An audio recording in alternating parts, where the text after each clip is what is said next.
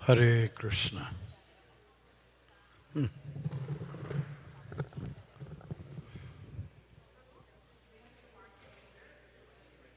Hare Krishna. Hare Krishna. Test that mic. Sit there, please. Hare Krishna, Hare Krishna. Who's the gopher? Oh, you are.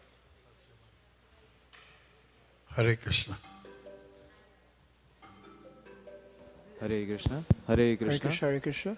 Hare Krishna, Hare Krishna, Hare Krishna. No, I don't think it's.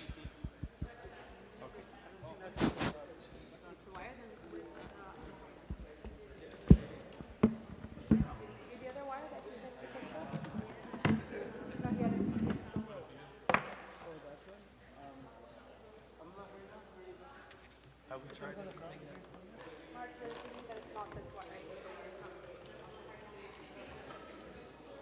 Amala. Amala. This is too short. It won't go.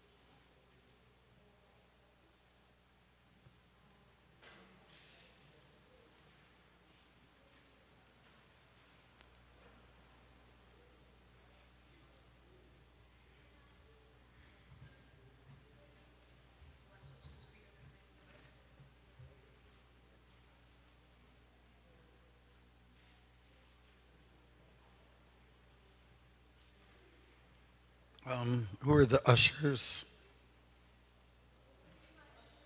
Usher 1. Usher 2. Okay. Can I get your spelling of the names? Who's 1? Usher 1. You? How do I spell it? Can you come closer and speak louder, please?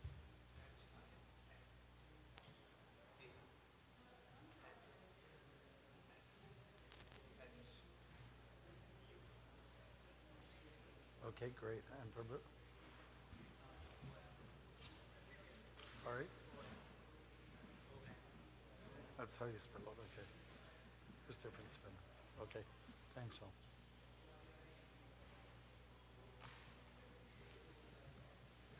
Hare Krishna, Hare Krishna. Krishna Krishna, Hare Hare. Hare Rama, Hare Rama. Rama Rama, Hare Hare. Hare Krishna, Hare Krishna. Krishna Krishna. You know, the garlands. Have you decided when you're going to give it to Rukmini? Okay. I think maybe after we're doing a little clip first, and then we'll just do our introduction, quick introduction. We'll figure it out. Maybe I'll just do the pranams to Prabhupada, and then right after the pranams. Okay.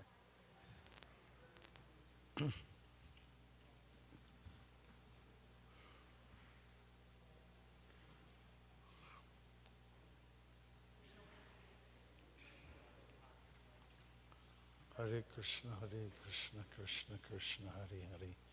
Hare Rama, Hare Rama, Rama Rama, Hare Hare. Hare Krishna, Krishna Krishna, Hare Hare. Hare Rama, Rama Rama, Hare Hare. Hare Krishna, Krishna Krishna, Hare Hare. Hare Rama. Bruce, you can maybe grab the corner chairs, and whenever there's a need.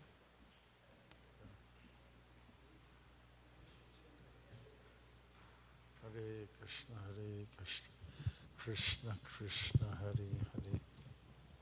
Hare Rama, Rama Rama, Hare Hare. Hare Krishna, Krishna Krishna, Hare Hare. Hare Rama, Rama Rama, Hare Hare. Welcome, everyone. Thank you for coming on time.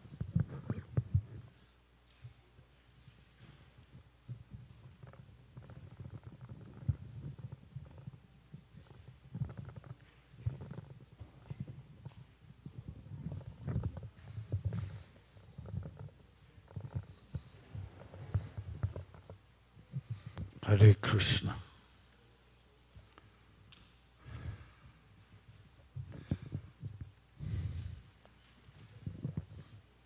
Hare Krishna.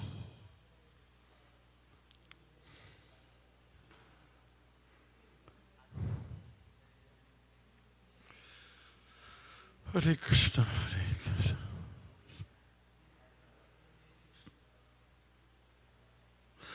I guess we'll just start with just maintenance business while we're trying to tweak here the technology. Hare Krishna. Thank you for coming. During the session, which is going to go from 10 to 12, if anyone needs to go to the washroom or have a bio break, we do have a washroom on this main floor. You go this way, turn left, and that's the washroom.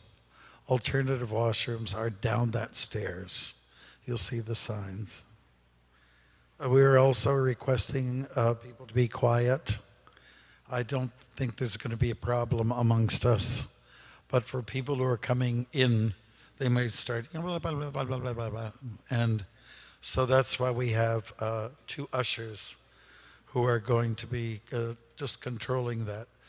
And anybody who comes for darshan, we can encourage them to just not disturb our situation here, not to come through the back here, but boys, just to go through the front like that, and then ask them to come back. Okay, Hare Krishna.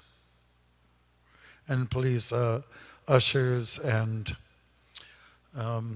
also gopher people, just be attentive to your service. Please don't just chum with your friend, but take it seriously. Hare Krishna. How are we doing? Oh boy.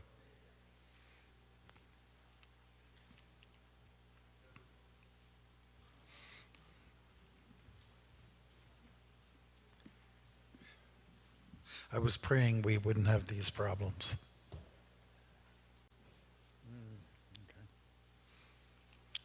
Hare Krishna. Hare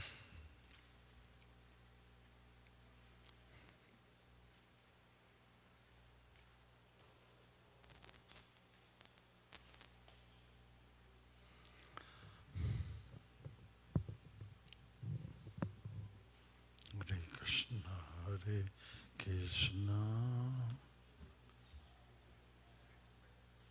Yeah, sure.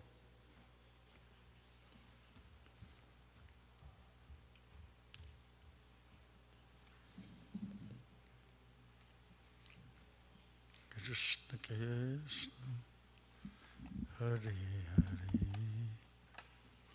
Hare Rama, Hare Rama, Rama Rama, Hare.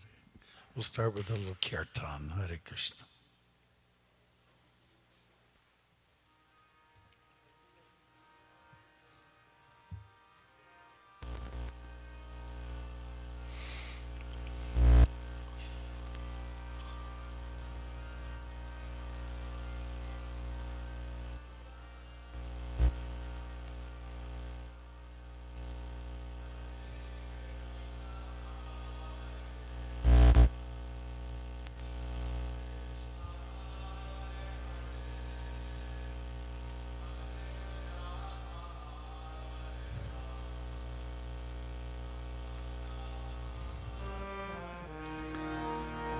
Hare Krishna, Hare Krishna, Krishna Krishna, Hare Hare, Hare Rama, Hare Rama, Rama Rama, Hare Hare.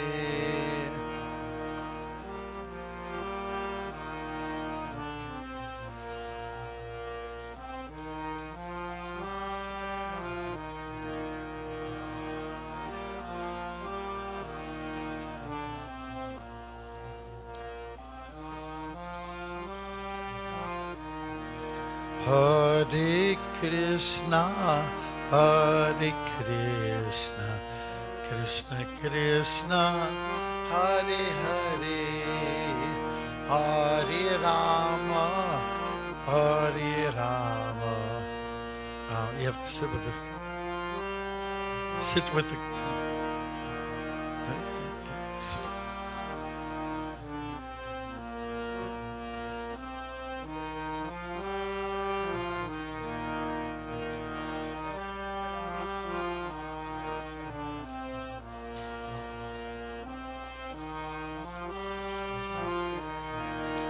Hare Krishna, Hare Krishna, Hare Hare, Hare Rama, Hare Rama, Rama Rama, Hare Hare. Someone else play. Someone else play. Someone else play.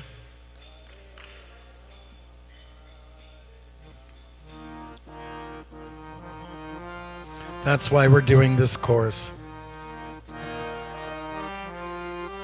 Hare Krishna, Krishna Krishna, Hare Hare, Hare Rama, Hare Rama, Rama Rama, Hare Hare.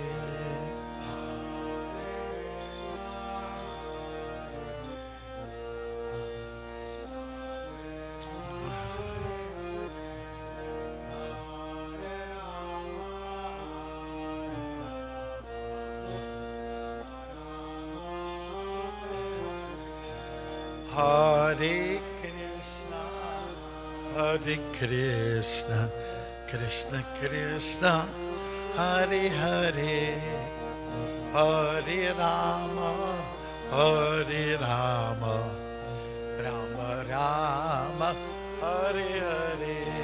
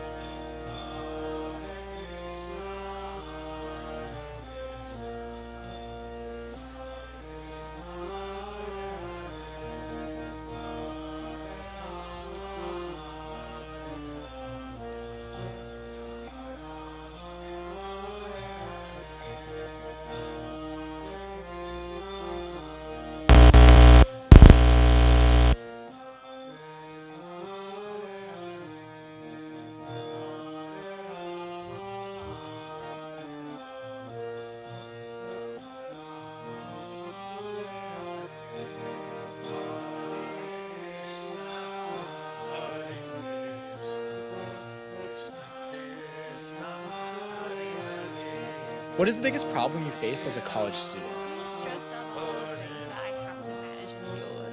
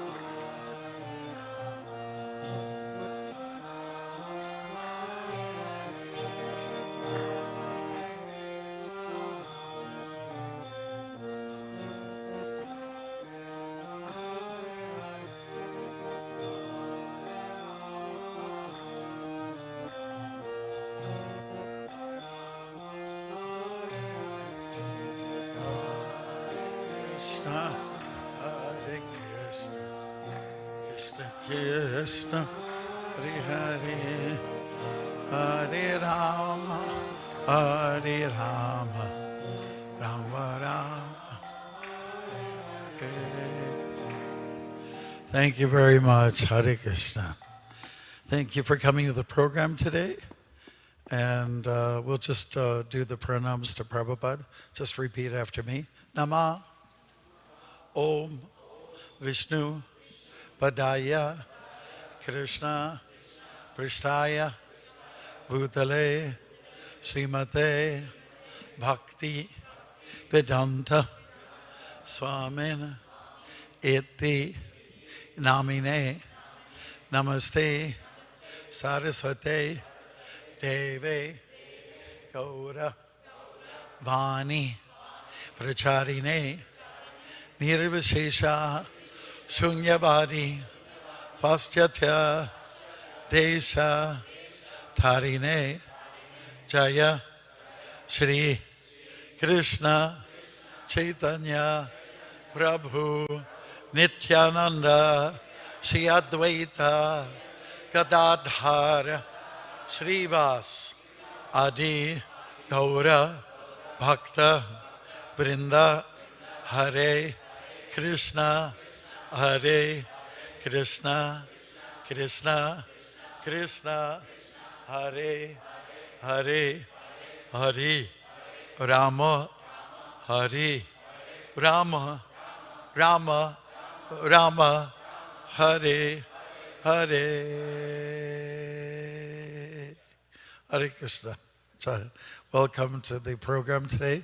It's called Conscious Kirtan Workshop. And we have a new GBC member up here. Okay. So Rukmini Devidasi is going to present. And I, Bhakti Marg Swami, will also present. And we also have some follow-up devotees, part of disciplic succession. That's Nirmal over there, who teaches music, and also Devangshi, who also teaches music. Harima. This program, we're all going to participate, but before we get started, and I already mentioned some household keeping things, you know where the washrooms are, okay? And, noise, we won't tolerate it. We have our ushers. We actually have Abhinav, he's our gopher with a microphone going back and forth. And we also have Himangshu, who's usher one. Where are you? Look behind so you can see who he is. But the rotten tomatoes will go in that direction, perhaps. And usher two, where's Om? Om, he's ushering someone. Okay, for this whole program, take notes. We're ready to start our little invocation. And then, okay, you've got some sheets. Conscious Kirtan guidelines, especially in temple setting. Keep them, you can fold them. We do recommend you take notes, and it might be nice if you had a notepad. Other than that, you can also use your telephone. Hare Krishna. All right, so are we ready to get started? Hare Krishna. We also have two camera people, Sartak, and also we have Paul's right over here. So if you have, don't be shy, you just pretend like nothing's happening. Okay? Yep. So I think just go ahead and do it. go right Just- over, go right And into then we'll it. explain it after. They'll get it. They'll understand. This morning. Volume. Too many mornings. Something has gone terribly wrong. Where is faith? Where is celebration? Where is everyone? Still, rather than regret the absence of our neighbors, let us rejoice in the fellowship of those present. Our choir mistress, Sister Mary Lazarus, has informed me that our choir, while always superior, has been toiling especially hard on this week's selection. Sister,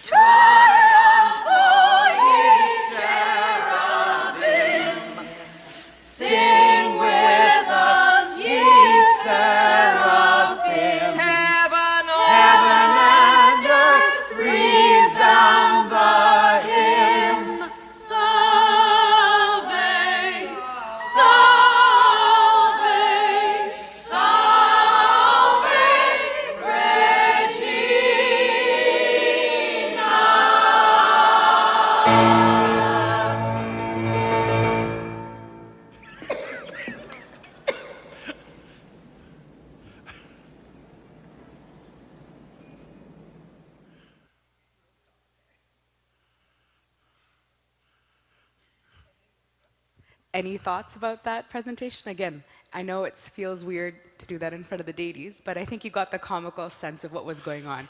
Any quick thoughts about how that presentation was? Needs some work. Needs some work.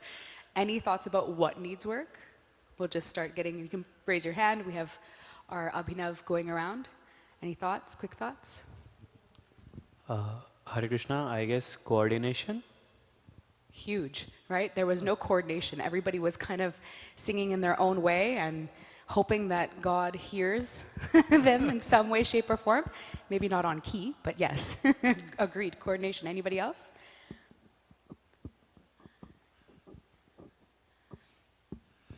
Oh, we have the beach in the front. Their lines also didn't match the verses. Like some of them were singing, as you said, off key, but even the verses they were singing, they weren't synchronized. Not at all. There was a lack of harmony for sure, both in what was being sung as well as just not even being on the same page. Any other thoughts, quick thoughts? Yes, Prabhu?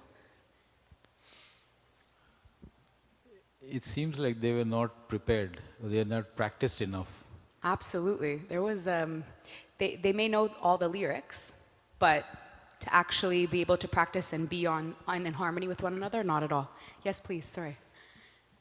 Individual versus one. Can Versus one you group. explain that a bit further?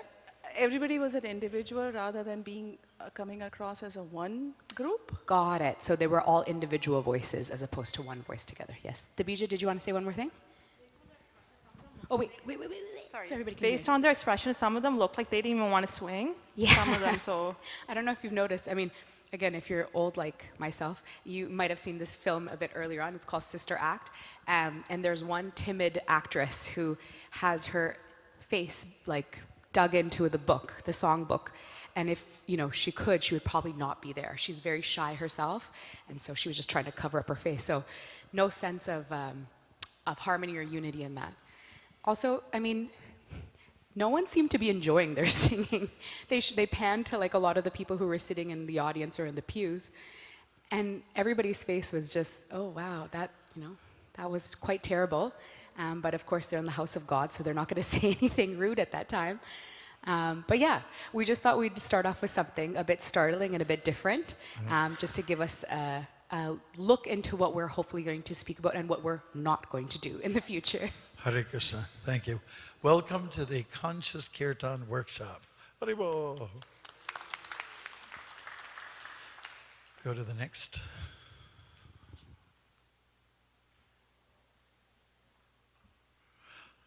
Themes. Today's workshop will cover two themes.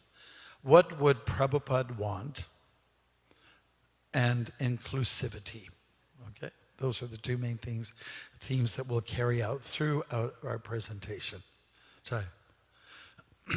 So we'll ask you, is there a need for standards? Who sets the standards? Why do we chant? Where do we chant? Participant roles and responsibilities. Kirtan content, inclusivity, and conclusion. That's what it's going to be all about for the next little while. Kirtan, is there a need for standards within ISKCON? Let's take a look. This is our conscious Kirtan.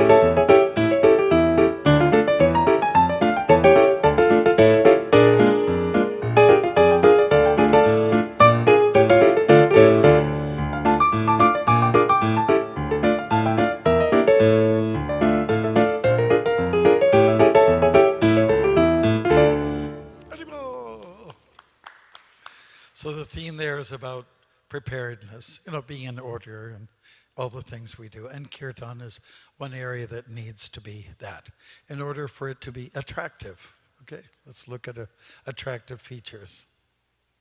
Mataji's, okay. Of course, it may not be possible in a temple always, but Harinams do look very beautiful when everybody is decorated nicely, they're lined up appropriately. Everyone's moving the same kind of uniform.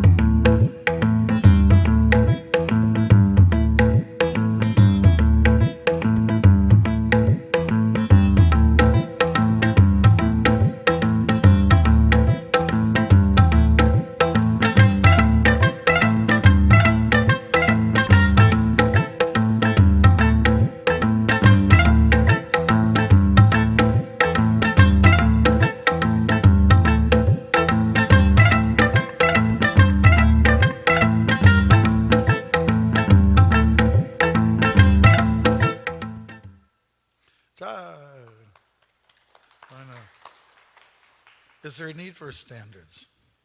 Is there a need for improvement in your center, like here in New Rimunadam?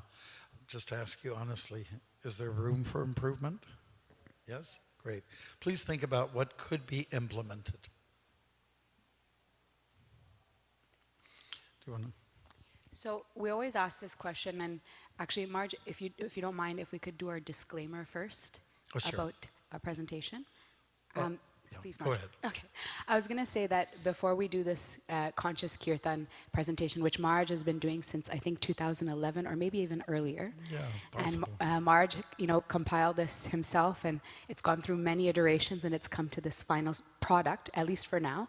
Always room for improvement. But what we like to share with devotees is that when we're hearing this information, it is not so that you can actually, I know we said be a Kirtan cop, but not to police anybody else around.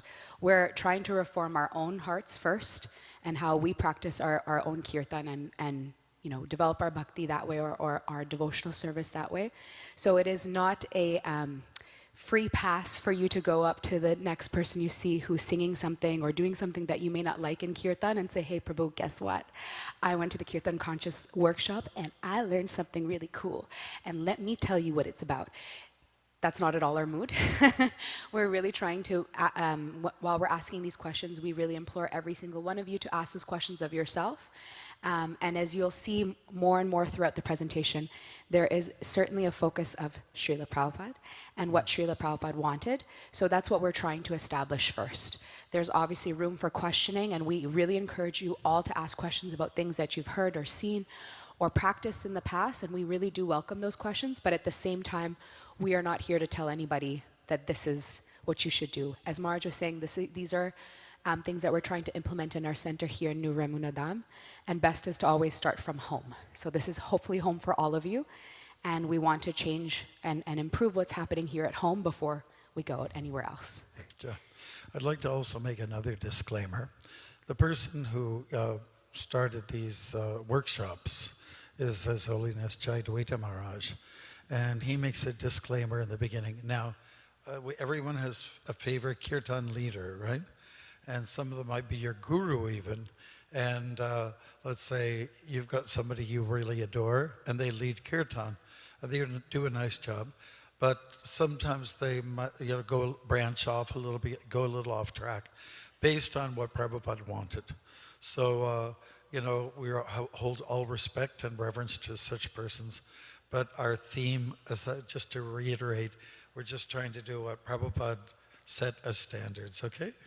And we don't have a monopoly on all of these things, but at least Jai Dwaita Maharaj spent some time to figure out what it was like in the early days with Prabhupada.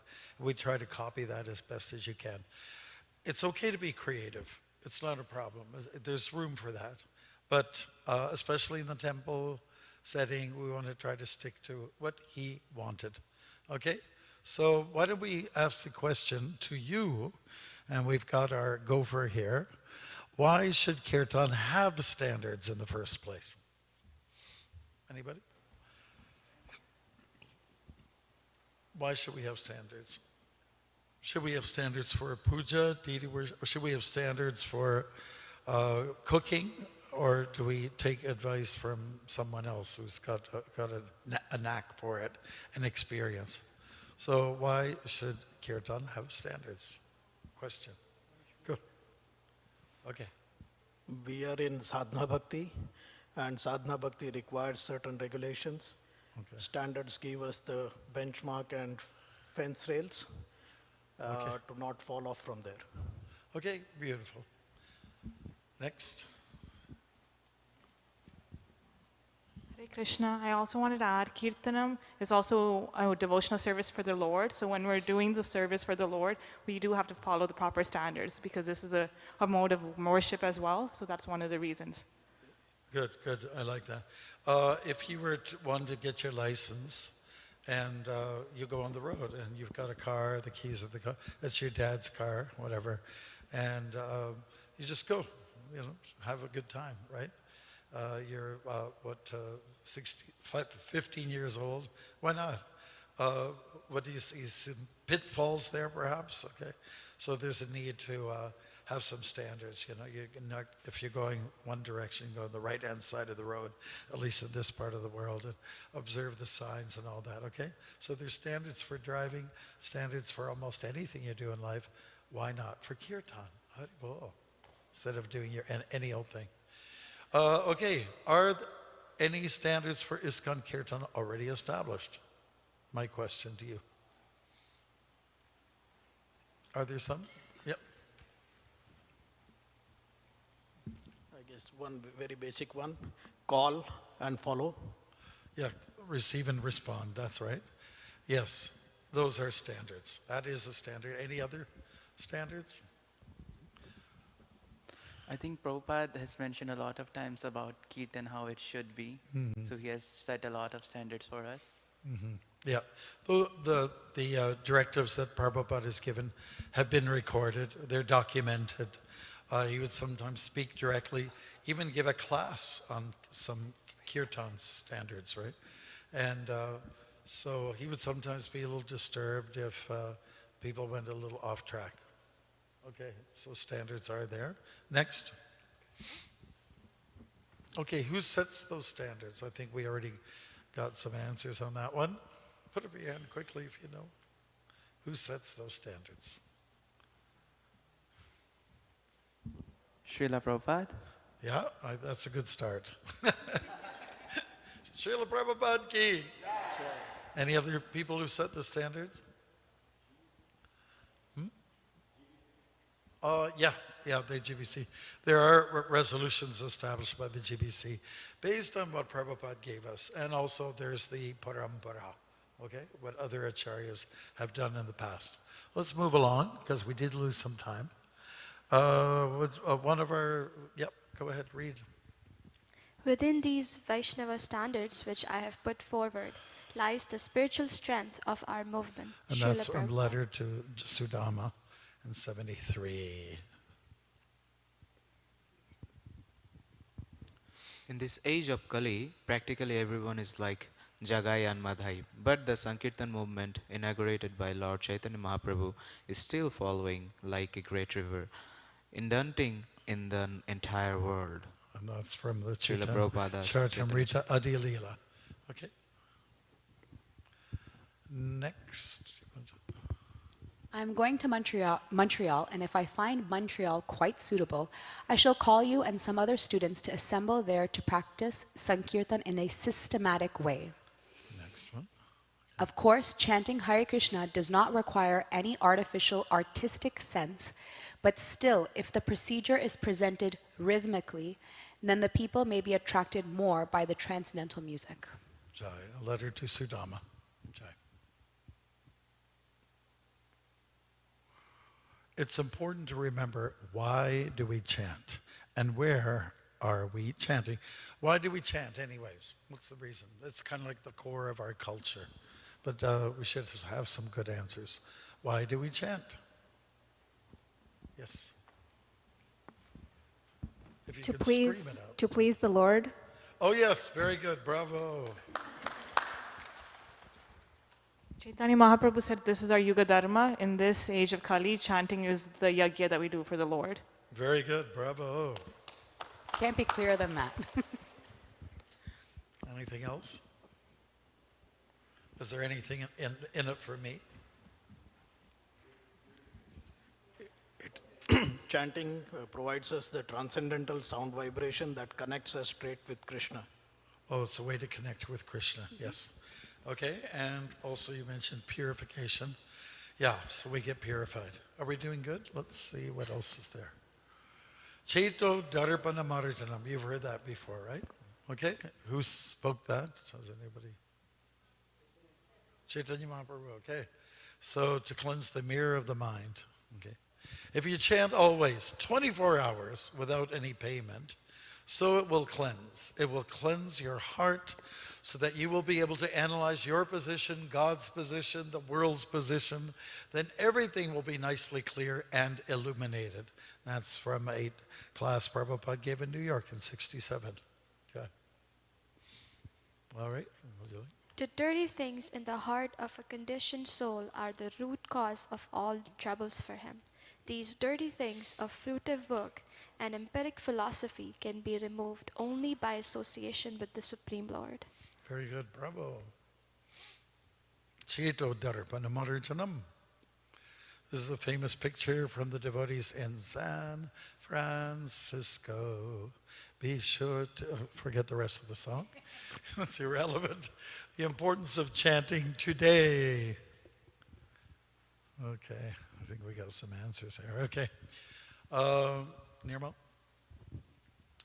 My dear King, although Kali Yuga is an ocean of faults, there is still one good quality about this age. Simply by chanting the Hare Krishna Maha Mantra, one can become free from material bondage and be prompted to the transcendental kingdom. Srimad Bhagavatam 12.3.51 translation. Jai, thank you.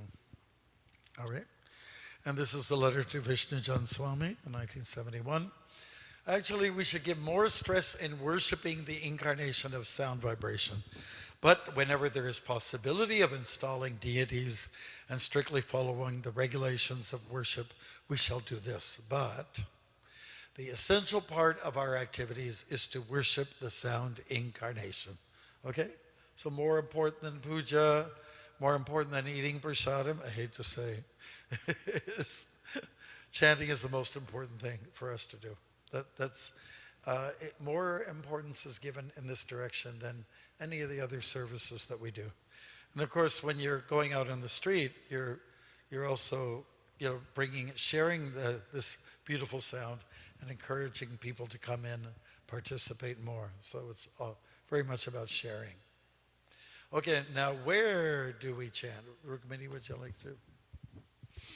So Marge just kind of gave us a little hint in there, but of course we're going to talk about mainly when we lead Kirtan here in the temple, but there are other places that we lead Kirtan if you're doing some outreach or doing some other programs, so we'll go over that. And I know it asks here, should different venues have different standards? I think we're alluding to yes.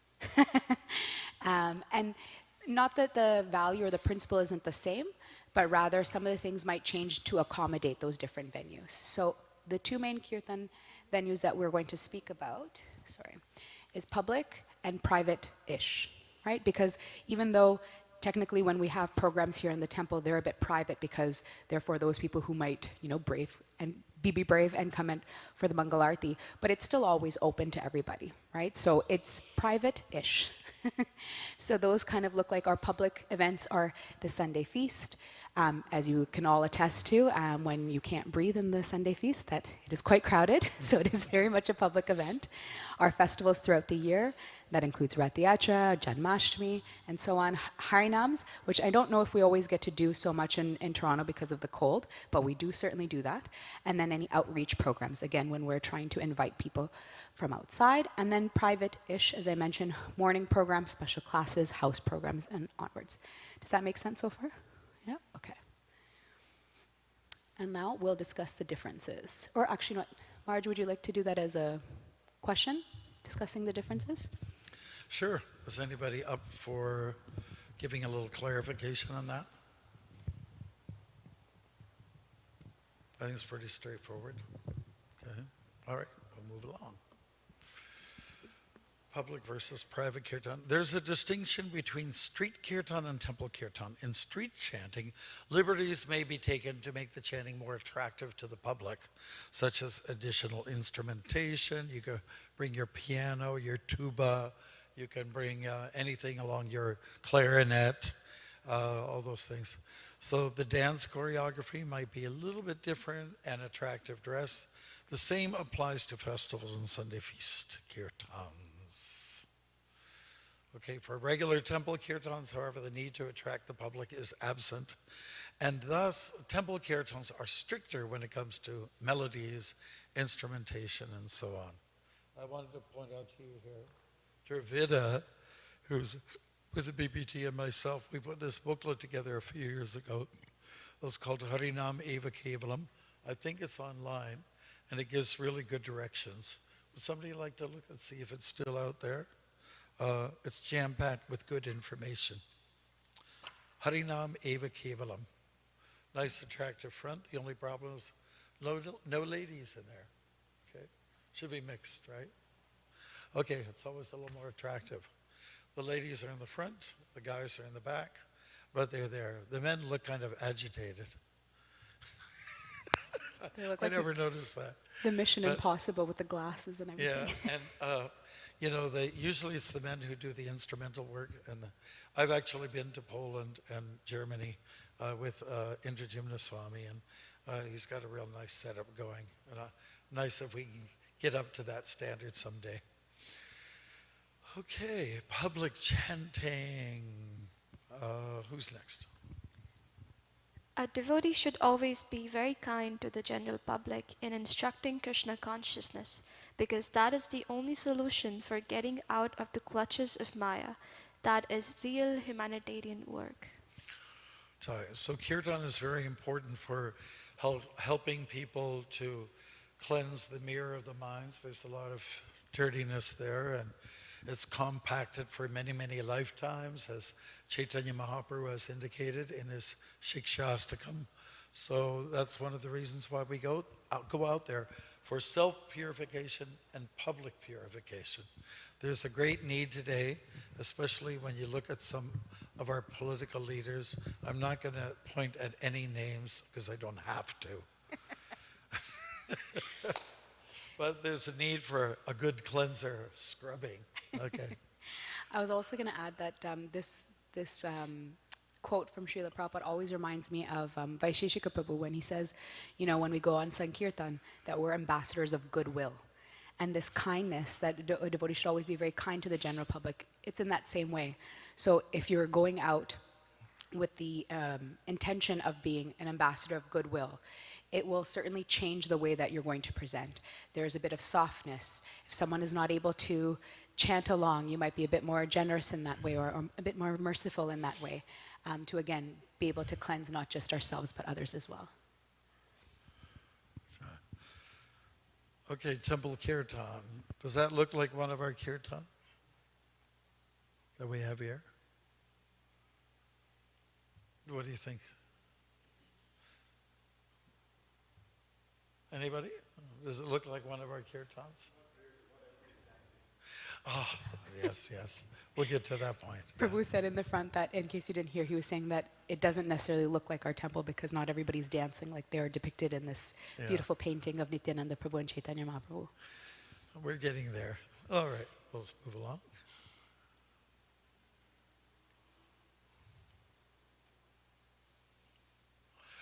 Prabhupada specifically described how kirtan should be done in ISKCON temples.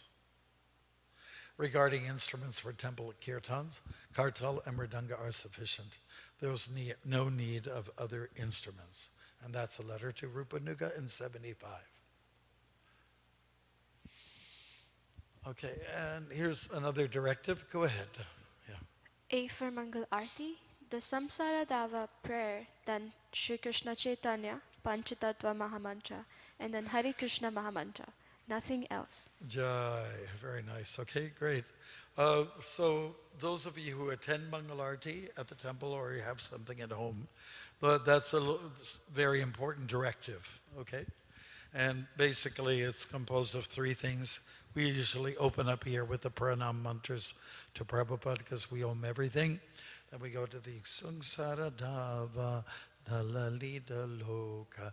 Then the Panchatattva mantra, Sri Krishna Chaitanya. Okay, and then the Maha mantra.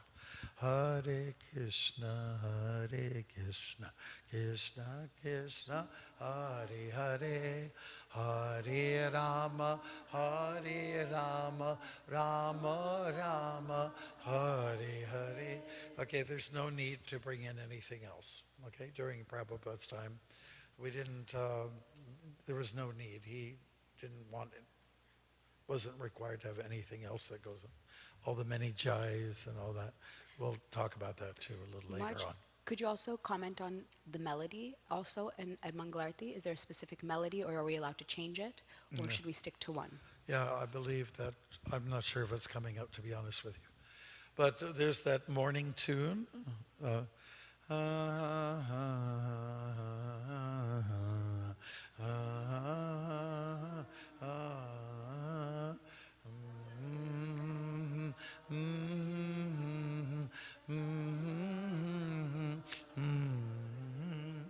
There's a slight variation that Prabhupada also offers sometimes, and we're just suggesting not to deviate from that since he's made it kind of a hard and fast rule.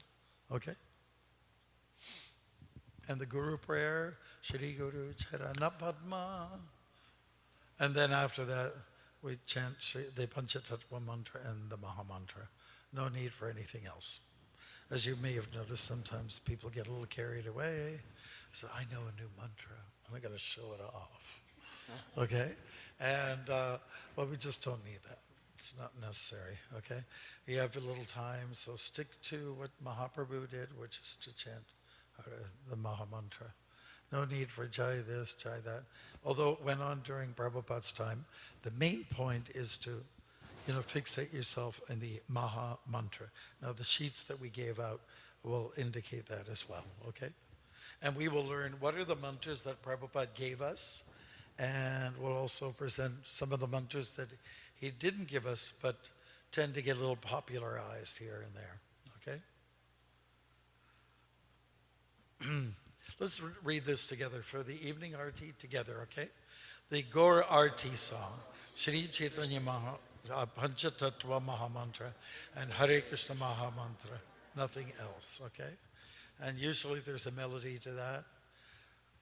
Jayo Jaya Gaura Chandir Arati Shobha Navithatavane Jagamanalobha. Nothing else is required necessarily.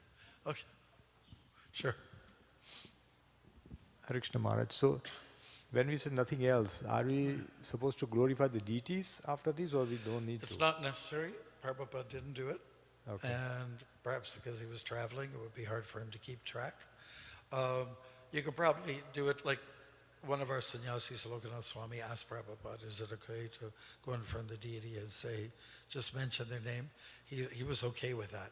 Okay. But the main point is that if you put so many jais in there, glorify all the deities in Vrindavan, all the deities in India, No, all just across the globe. we can do it just in the temple, right, Maharaj?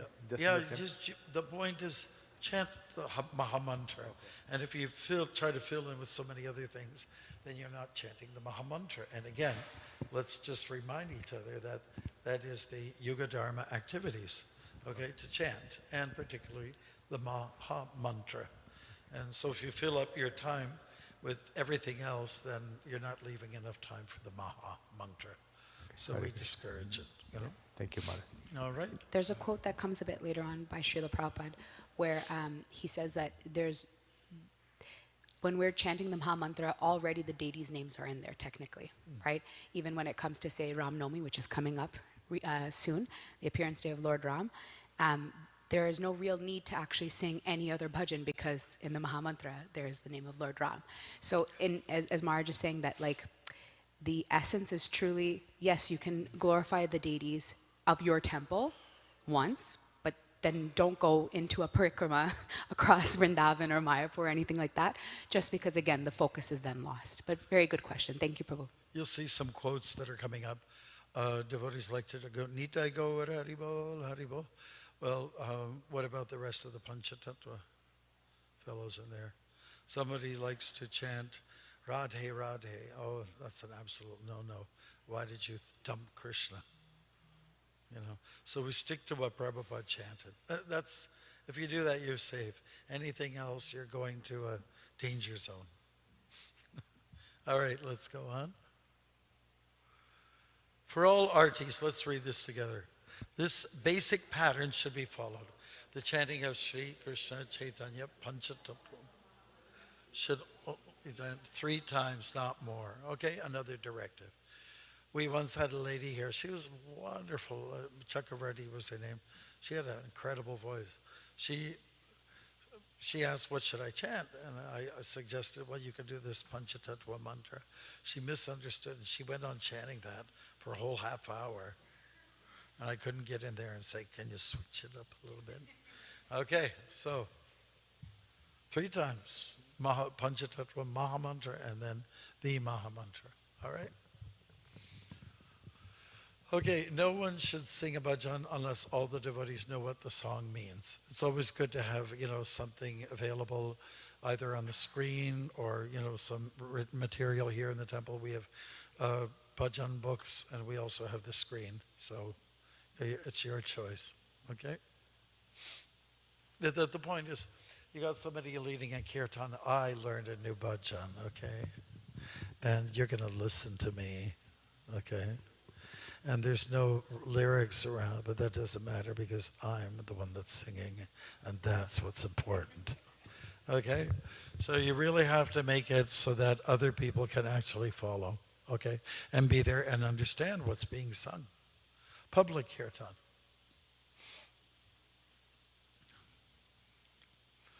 Harinam Eva Kevalam specifically describes how kirtan should be done in public. That's this book here, okay? And in street public chanting, liberties may be taken to make chanting more attractive to the public, such as we mentioned this instrumental dance choreography, attractive dress. The same applies to festivals and Sunday feast kirtans. You can make it like a little bit pageantry-like. Okay, would you like to do this one? The people in general can be reached very well by the distribution of our literatures and the propagation of Sankirtan in the streets.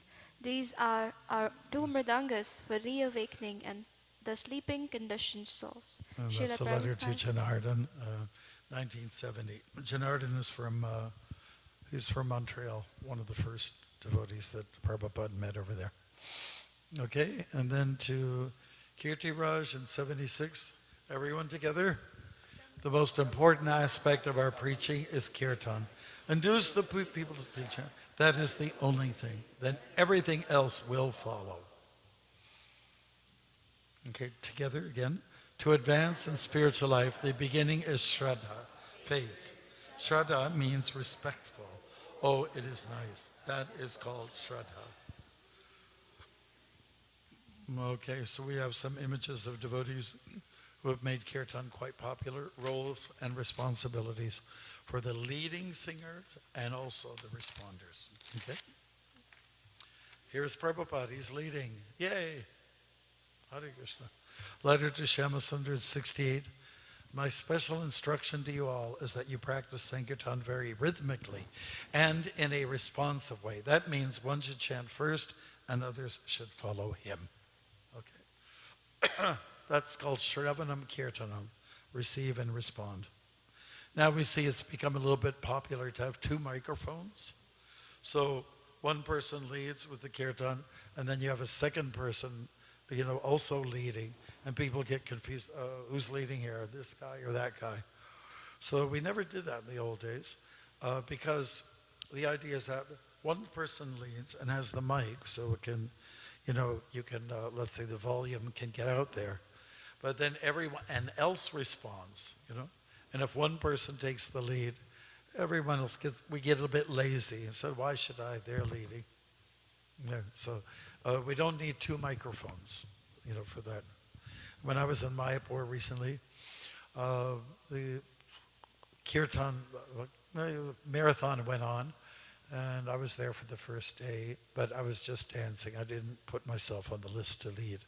And there were some very nice sort of Bengali boys. They were chanting, and they were leading. They had a half-hour slot, and they were leading, and they were leading. So do you understand what I'm saying? One person was playing the harmonium, leading. The other person was a mridanga, and he was also singing on the mic. So one of the organizers came in, and he corrected it.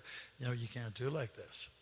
The responders have to respond. One person takes the lead on the mic, and then everyone else collectively, should be enough volume there that we can hear you, okay? So we want to change that in our temple. I noticed it was there.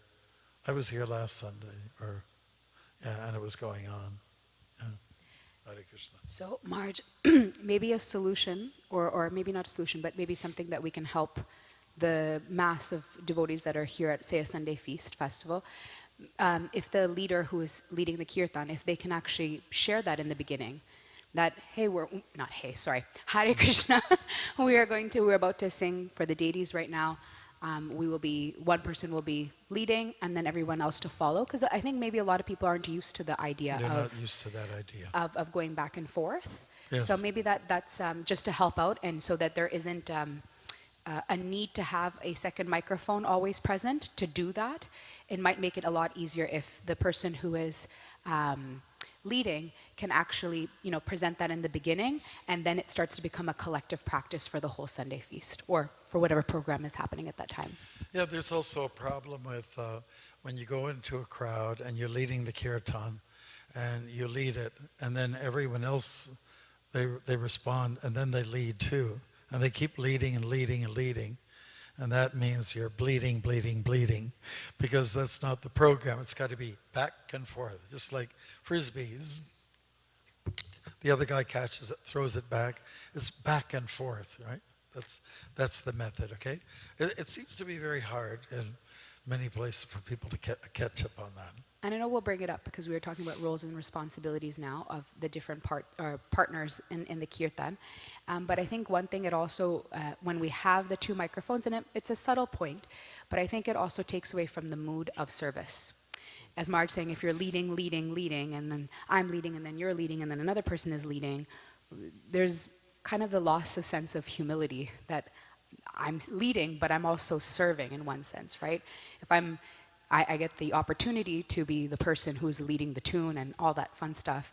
It's also in a service that I'm hoping that this kirtan and that the way that I'm using my voice as a instrument in one way is in service to Radha Kirtan Gopinath. It is not a service to me in my heart and for my ears.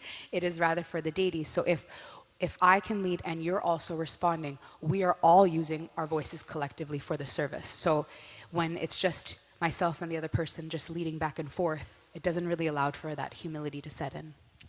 Thank you very much. Nirmal, can you give us the next? Roles and responsibilities. Let's look at the three main roles and responsibilities involved in engaging in Kirtan. Leaders, supporting, responders. Okay. Three distinctive groups. Go ahead. Before we detail the practical responsibilities of these roles, let's discuss the spiritual quality all role must share. Okay, from Srila Prabhupada to Trey. He must be himself always enthusiastic and inspire others to be always enthusiastic. Then he is real leader. So a person who takes the microphone and leads, he or she should be just trying to get everyone involved and, so excited and happy about this experience, this practice, that everyone else wants to get involved, right? So what we want to get away from is, have you ever met those people? Hare Krishna, Hare Krishna, Krishna Krishna. You know what's going to happen. happen, you better roll out the sleeping bags, you know. You know, and you know, we're trying to say get out of the bubble. It's really about, you know, involving everyone, inclusiveness, right? That's what's really important. Not being in a little bubble by yourself and I'm going back to Godhead and none of you other jerks are. It's only me, okay? Got to get away from that, okay? All right. Marge, you're a shining example of that here in Toronto. And if any was here for the last Sunday feast, if you saw, right, it was, I think there were devotees who were commenting that, you know, I haven't danced like that in a while. So Marge, what are your tips or what are the ways that you usually try to help engage people in Kirtan? Well, you know, so if I'm taking the lead, you're asking me personally. Eye contact is really important. Like I'm looking at you, okay? And maybe I'm looking at you because maybe, you know, I would just want to get you more excited. Or I'm also leading by example. I'm dancing, and I want you to dance too. And of course, sometimes I take the microphone, or I'll just put it to the side. Excuse me, Peru. We have enough pillars in the temple room to hold up the balcony, so we don't need you to just stand there, okay? So, you know, joking is another method. Or like Dharma Prana, everybody knows him. He was very good at, you know, giving a dirty look if you're not doing your job. Has anybody had that experience with Dharma Prana? I say that lovingly, right? It is a rite of passage in ISKCON Toronto to have that look be presented to you. Yeah, exactly. So, I mean, those are some of the techniques. And sometimes I chant, you know, so we say bolo, that means you chant, okay? And why not? I mean, what are we so depressed about? We came here to lose our depression and put our sadness to the side, right? So I think those are some of the methods that are used. Eye contact, moving yourself, giving volume, you know, and sometimes put the microphone right in their mouth. So, I was going to mention that one. I've seen you do that many times. We had somebody not so long ago who he's just playing, you know, and he was never opening his mouth. And I just went like this. Because he was not chanting. After I told him several times, you gotta chant, open your mouth. I put the mic right in his mouth. Still didn't. He still had that bad habit, you know. So again, we have to participate, you know. It's action. Kirtan is about action, you know. It's not about anything. I've seen Marge encourage people to clap, because sometimes, again, that pillar point, you know, at least if you can clap your hands, you can at least do that. If you're, you know, dance challenged, that's okay. But at least if you can clap along. And as Marge said, you know, the eye contact is really well. Something we'll bring up later on, but just smile. Look like you're actually enjoying chanting the names of Krishna. Yeah. Krishna explains in the Bhagavad Gita, our practice is susukam kartum aviyam. It's a joyful execution. And that's what makes it so revolutionary, you know. You'll go to some places and they're like, people are half dead, you know. All right, so we don't want that. For the present, you may join Sankirtan party because I know that your presence will enliven everyone. We have a picture of Yamuna Devi here, who always enlivened everybody. Of course, George Harrison enlivened a lot of people all over. And so he's right next to her. And the person just above her is Kulashekar. He's the first devotee to join from Europe. It's the first European devotee. Hare Krishna. He lived here for a little while. Hare Krishna. A little extra information there. Okay, shall we do this one together, everyone? Leaders and melodies. 1, 2, 3, go. Whenever there were guests, Prabhupada almost always sang the standard Hare Krishna tune or some similarly very simple melodies. Have you ever heard about complicated melodies? Have you ever heard them before? How many people? Can you catch up with them, or they're in their own zone, right? They're in their own zone. We want to discourage that. It's something Prabhupada didn't like because it means you won't include people, and your job as the leader is to involve other people. Okay? But there is a Kirtan standard book. It's about this big, this thick. It's much thicker than this one. We took some extracts from there and made this small book. But it shows you that the leaders in the movement have put some effort out there to give directives on chanting. Okay, this is a good one, and I think we can read it all together, all right? So, from the Garga Samhita, Narada and the personified ragas. Let's begin. Once while traveling throughout the universe, Narada came to a planet inhabited by many beautiful people. They lived in gorgeous palaces, dressed in splendid clothes, and were ever engaged in singing and playing on musical instruments. However, they were all deformed.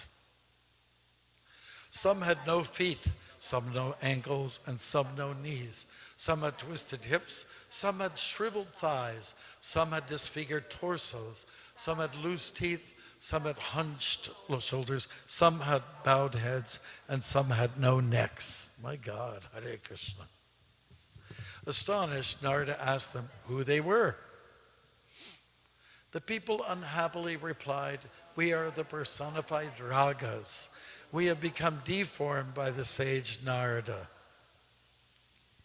Mad with love, he sings the wrong melodies at the wrong time, with the wrong notes and without proper rhythm. In this way, he has broken the limbs of our bodies." Narada inquired from the ragas how his fault could be rectified. They directed him to propitiate the goddess Saraswati. He then learned from her the science of music and became an unrivaled musician. The end. Haribol. Haribol. Great story. And yeah, that is human, all right? Yep. And Prabhupada on the harmonium. The devotee by service mood bhaktya only can gradually know the personality of Godhead. So when we chant, it should be with bhakti. Patrang pushpam palam toyam yo me bhaktya prayachiti tadaham bhakti uparitam ashnami prayatatmataha. So when you offer something to Krishna, a leaf, flower, fruit, or water, he will accept it when it's done with bhakti. Same thing with kirtan. Offer it with bhakti, with intense love or devotion. Okay, would you like to? Srila Prabhupada didn't usually speed up the kirtan to a frenetic pitch and then stop and start again. He gradually built up to a steady, medium, slow rhythm. This gave a chance to enter into the kirtan and meditate on the chanting. The melody was simple and he didn't change it. Yes, so yeah, the idea is that you can get on the microphone, lead a kirtan, like that, and then you can't go anywhere with it. But if you start nice and easy and slow and let people enter into it, like taking mild steps up, and then you can build up the tempo, the rhythm, and so on like that, and the volume as well, okay? I was talking to one of the devotees this morning. He was going like this the whole time, and it was a little bit odd, so I suggested, when the pitch builds up, when the crescendo comes up, maybe that's a good time to really start clapping, okay? And then the girls should be, okay, you know that one. We'll talk about that too. Did you film that part? Oh, you did? Okay. Who's next? Leaders, tempo. Kirtan played with steady rhythm allows for graceful dancing and melodious chanting and can continue for hours without stopping. Harinam eva kevalam. Nice. Everyone know this picture? Ooh, that went really fast. The theme is humility. Okay.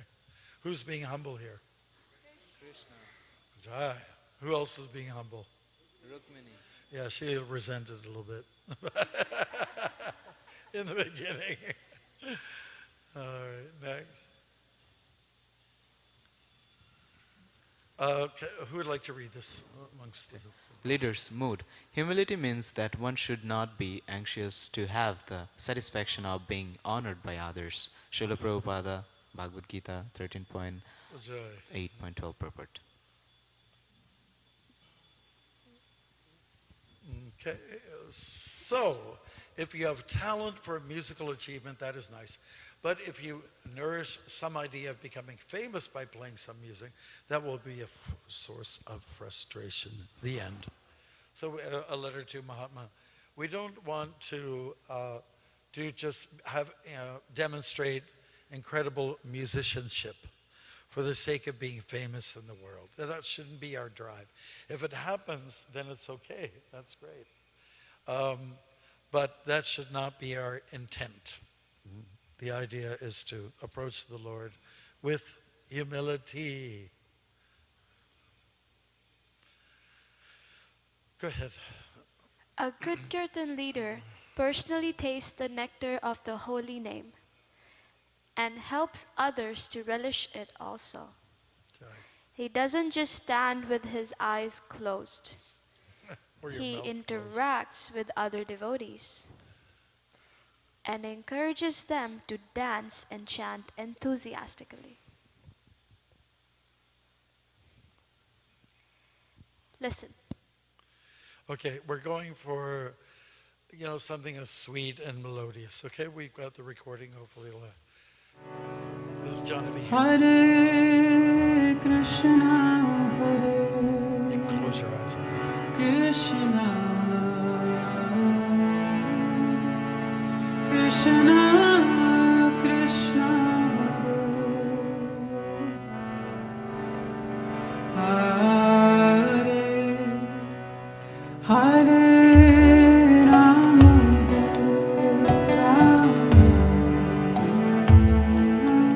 Rama, Rama,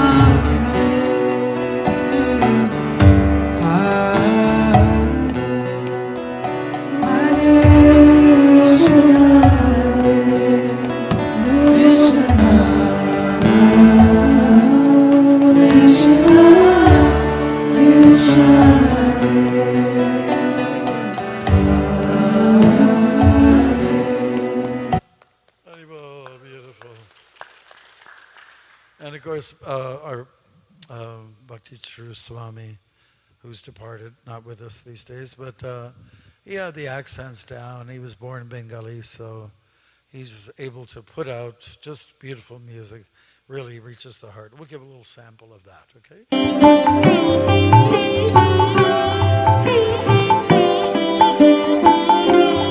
Naba গৌরবরং Naba পুষ্পসরং Naba ভাবধরং নবলাস্যপরং Naba হাস্যকরং Naba হেমবরং প্রণমামি সচিসুত গৌরবরং.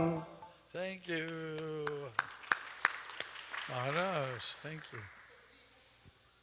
I was going to say that in both presentations, both by Jahnavi, a contemporary, and Bhakti Charumarj, who is singing a traditional bhajan, there is still a very sweetness in their simplicity. Both the mridanga and the kartals, I mean, of course, with the recording of Bhakti Charumarj, it's a professionally recorded, track. And the previous one with Jahnavi, it was more of a live one. But you can hear them. You can hear the instruments very nicely. They're complementing. They're not overpowering. They're there to be part of the kirtan, but not, again, overpower in that sense. And at the same time, there is simplicity in both of their tunes. If you actually listen, and again, I'm bringing up Jahnavi just because she is a contemporary, someone that a lot of us look up to. We listen to a lot of her kirtans. If you really start looking at her whole, like if you look back last 5 years so, she doesn't waver with her tunes. She doesn't, not that you can't experiment or anything like that, but she knows what tunes work. And like that tune that she sang, I think all of us recognize that, right? That one was recorded, like she sang that one like 10, 11 years ago, and it's become iconic. But it's because she kept with it. There is a sweetness, there's something that, touches the heart with that tune. And Janvi is great. Like, she is going around the world doing tours and presenting Krishna consciousness and the Kirtan to everybody. But she's still sticking to those tunes. She doesn't have to generate or recreate the wheel in one sense. So I just wanted to point that out again, because many of us are looking up to these devotees, including Bhakti Charu Maharaj with his beautiful Bengali voice, that those are some of the lessons we can take, is that yes, they've become famous, as Maharaj was saying, not on their own volition. It's just happened because of their sincerity and their purity. But at the same time, they have also not changed because of it. It's not that, oh, now I'm famous, I'm going to try out this other tune, or I'm going to, reinvent myself. Again, nothing wrong with it if it's going to help improve the service. But at the same time, there is such simplicity, and there's a lot of sweetness in their simplicity. Nice. Good points. Everyone's doing okay? Yeah. We will have a break in a few minutes. Yes, Bru, you're doing okay? Okay, very good. Thank you. Pronunciation. Okay. Get your pronunciation right. There is a pronunciation guide in the beginning of your Bhagavad Gita. Study it. Okay? That is for the Sanskrit songs. If we're dealing with Bengali songs, there's another directive on that. And that, is a little more complicated. Anything that is supposed to say s, they go sh. And anything that's supposed to be sh goes s. Did I do it right? Yes. That is it. It's a beautiful language. And, when it comes to tunes, melodies, I guess we'll come up with that. The Bengali tunes they're dynamic. They're the best. And they're coming from a tradition. They're coming from the villages and so on like that. Well, one year I was in Kolkata, and a group of us, it was arranged by Keshava Senior, you know him, a bus. So it happened to be that Ajamil's son, Hari Bhakti, was there, and quiche, I'm not talking about the Greek dish, but quiche. We were there, and we went, because Hari Bhakti knows, he studied in the heart of India and Bengal and so on. Keisha and I were going back and forth with melodies. I said, where does this come from? And then I demonstrate a melody. Oh, that is from the Bollywood movie, 1976. And the name of the movie is blah, blah, blah. He knows, And then you offer in other melodies. Oh, that's coming from the village. That's parampara, and even give a name to the style. So it's nice if we can be a little bit familiar with these melodies. And Prabhupada wasn't against us using our own melodies. The most important thing is that they should be executed in such a way that everybody else can follow. All right? That's important. Supporting musicians. Okay, so this is the second group, right? We talked about the leaders and what's their obligation. Now we're talking about the persons who play the music and back up the singer. Okay, so respect for the instruments. Okay, supporting musicians. What is that, by the way? Okay, this is not the way where you put your musical instruments should not be looking like that, right? I've been to some places where the strap to the mridanga, it's been there for 10 years or more, and it's smelling of sweat and stuff, and it's like gray in color, and he said, you might change that strap, All right, go ahead. I was going to say there's also an argument to be made that whether all of the instruments should be available at all times. I know some temples will have like a basket full of the thickest, largest brass kartals you could ever find that don't sound like tinkling ankle bells, but they sound like gongs. And those are the ones that are presented to people who don't know how to play kartals, and they will choose those exact kartals to play with. So there is maybe an argument to be made whether of course they should be placed in a clean and safe environment and nothing that looks like this. But at the same time, maybe not all instruments have to be out at the same time as well. Especially if you have a very fancy harmonium and some child comes during the 12 o'clock arti and decides to give their own rendition of the Mahamantra, it may break your harmonium. So I know that the devotees here have done so nicely, have set up an area for the instruments. It's kept nicely and it's kept clean. Because of course, at the end of the day, all instruments are a form of Lord Balaram. So we must respect him in that way too. Thank you. Okay, how do we take care of Krishna's sacred instruments? Maintenance is important, wouldn't you agree? Okay, your house, you do it with your room. After you get up in the morning, you know, lay out your bed, your sheets and all that, comforters. Okay. Maintenance of your car, maintenance of the temple, the washrooms, all the kitchen. Mridangas are important too, the instruments that we use.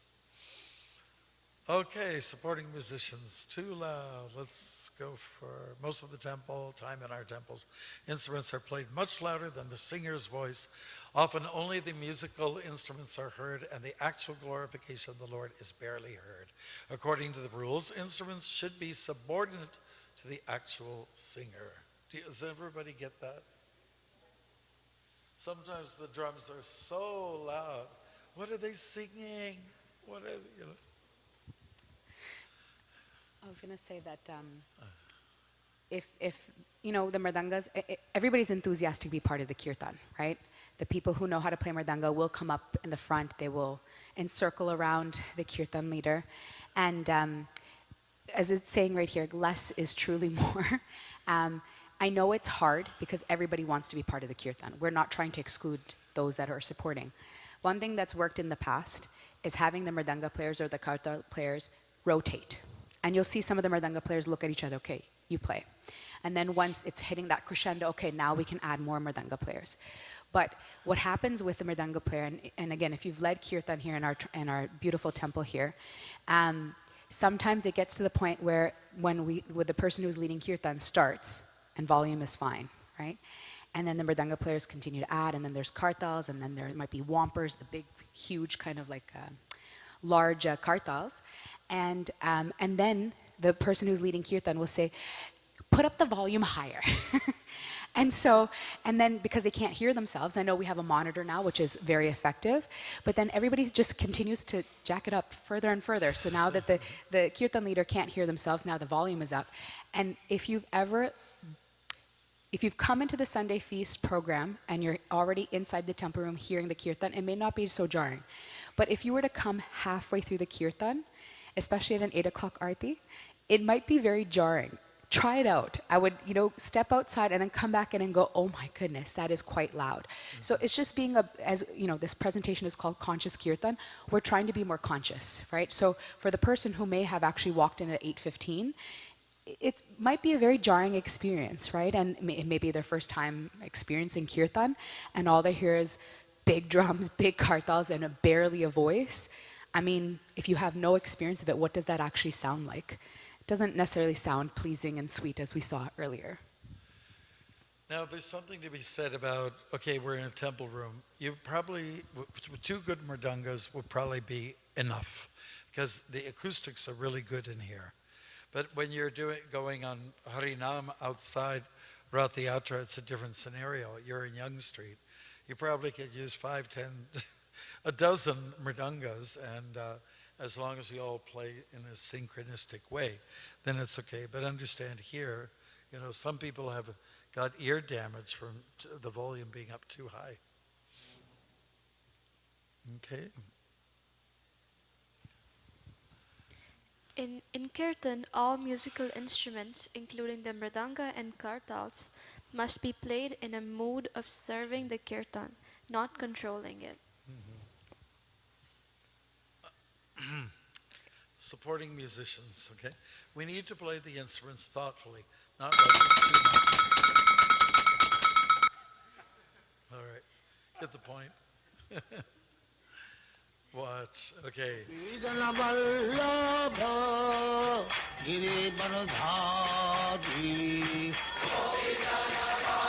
Prabhupada's fingers are very flexible. And he's playing the 1-2 beat here for a bit, and then he switches. it releases the fingers. So a little extra ring, resonating ring is there. We'll talk a little bit about how to use the instruments. I think we can do that even almost, well, very soon. Yeah, kartals. Musicians and kartals. Krishna consciousness means compassion, so we have to be aware that many people are sensitive to metallic sounds. There are many reports of people leaving kirtans because the kartals clanging causes physical pain. Yeah, we don't want that to happen. And from the Kirtan standard books, mridanga and kartal should be played together harmoniously to enhance the transcendental sound vibration of the holy names. Kartal should be chimed sweetly like gopis' ankle bells. They should not be clanged together like dustbin lids. I think we can do a little demo. Who's the best person for that? Are you?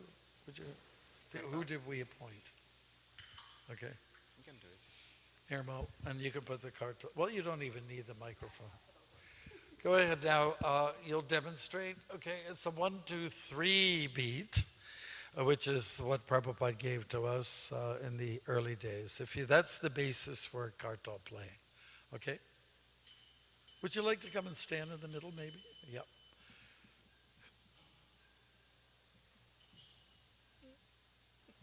And you're such a handsome-looking devotee anyway, so we must want to have you in there, right? Okay.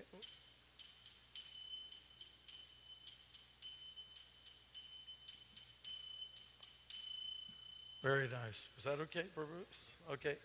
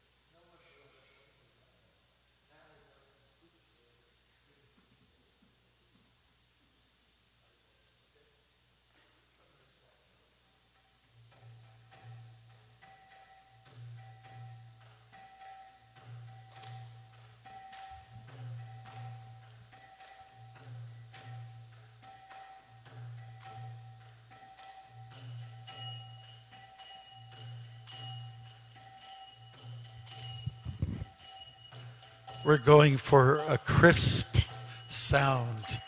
It's clean. It's not all muddled. It's real simple. Can you give us the beat that Prabhupada taught us? Te kotonika te didya de.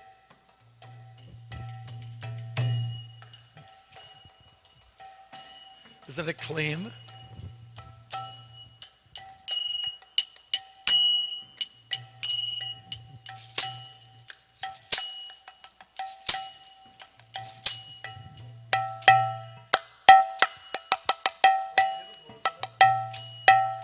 There's no better drum in the world than the mridanga.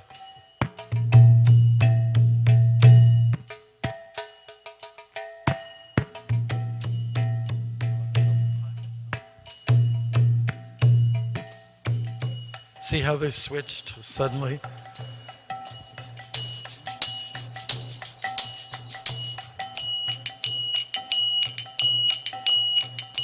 And there's something to be said about good musicianship, is that the musicians are connecting with each other. They're playing together, right? It's not that Abhinav is over here and Devangshi is way over there and you're over on top of the deity house. You know, like you're together physically quite close and you're connecting, and you know, then let's say you want to slow it down, so you eye contact them. There has to be that interactiveness. Again, you can't be in a bubble. You just can't be in a bubble. Oh, it's just my show. No, it's not my show. It's Krishna's show. Okay. No, the only thing that we are not doing is chanting right now, because we're just highlighting the musical side. You know, the second group, we're still highlighting the musicians. And then, of course, there's the dancers, there's the dancing, which we'll demonstrate. We'll all get into that a little bit later on. Okay, great. Let's hear it for the musician.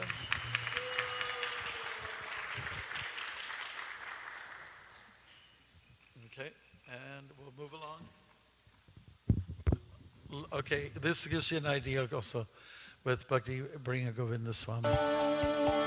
Just listen to the kartals. They're not offensive at all. Hare Krishna, Hare Krishna,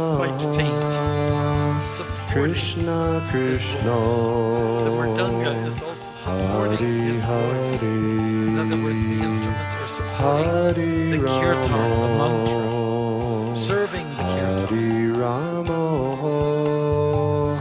Ramo, Ramo, Hare Hare. Let's do this one together. Mridanga Brahma Rupaya Lavanya Rasamadhuri Sahasrakuna Samyuktam Mridangaya Namo Namaha. So the mridanga is like, it's a deity. It's Balaram. It's a manifestation, incarnation of Balaram.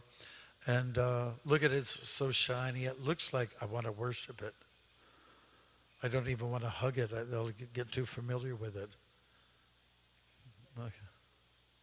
Okay, this is the translation to what we just had sung. Would you like to?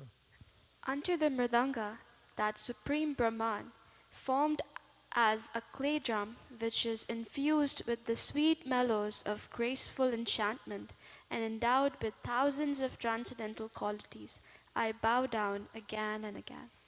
And because these instruments are worshipable, therefore we have to keep them clean and have a nice compartment for them where they won't be abused. Because people come here and there's something called children. You know, it's another word for terrorists. And they just go boom, boom, boom. And the parents just, oh, that's so cute. And they take pictures. In the meantime, the mridanga's broken. They broke the mridanga. Yeah. Many. It's a very fragile instrument, okay? Watch. Prabhupada's playing. Prabhupada ki jai.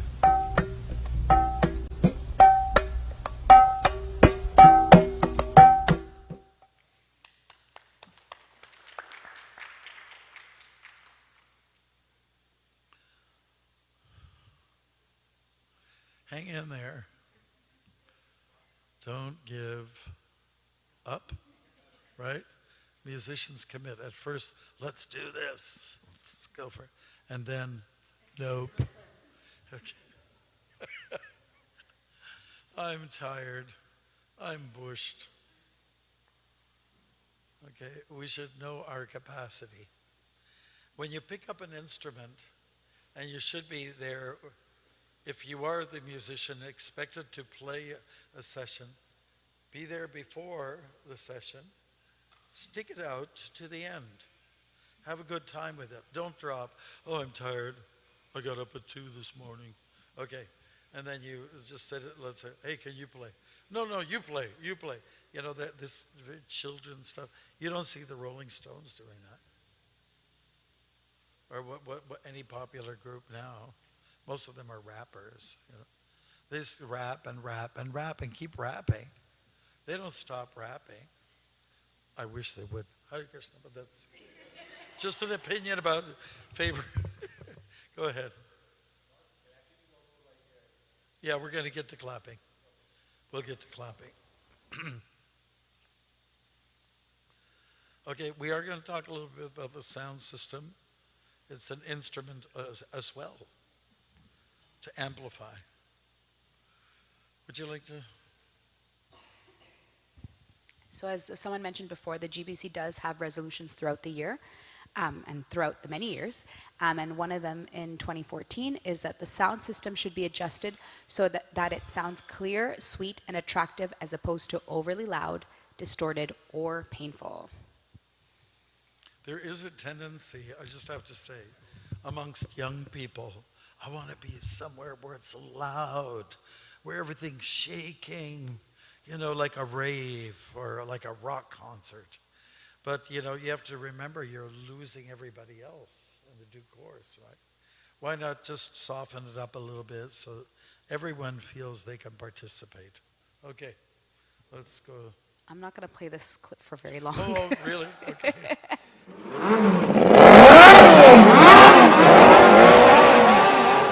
We get the point. Volume is everyone's responsibility. So again, if you are a audience member during a kirtan and it is too loud, I think it's fair to say or go up to someone responsible, say, hey, you know what? The volume is quite loud. Please don't touch the sound system yourself if you don't know how to use the sound system, because that might change things up.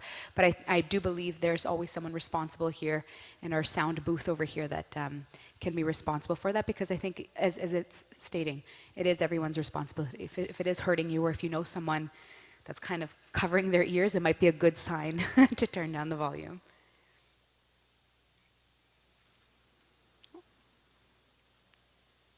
Okay, here's a helpful piece of information in regards to sound. 90 to 95 decibel regular sustained exposure causes hearing damage. As an example, the noise from ordinary city traffic while inside a vehicle is 80 decibels. Yamal? Temple kirtans often exit well over 85 decibel. Warning.